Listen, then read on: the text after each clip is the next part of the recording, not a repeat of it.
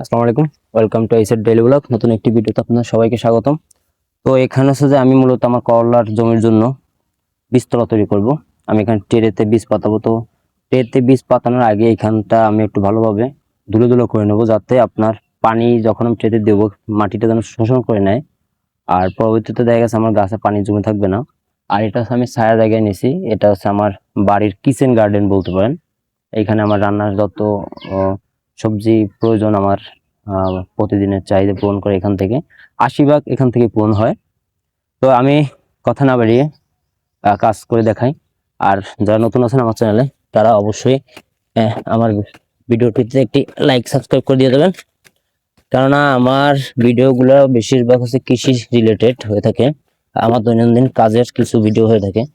তো এই জন্য হচ্ছে যে আমি এই চ্যানেলটায় আমার প্রতিদিনের কাজের যে ভিডিওগুলো এগুলো আমি দিয়ে থাকি। আমি চাই যে বাংলাদেশের যুবকরা চাকরির পিছনে না ঘুরে উদ্যোক্তা হোক।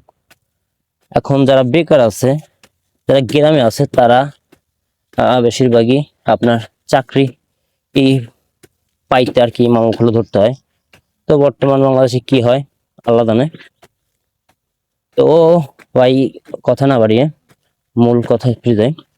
তো এখানে এইভাবে ঝুড়ো ঝুড়ো করে নিতে হবে, যাতে আপনার টেরের পানিগুলো মাটি শুষে নিয়ে যায়।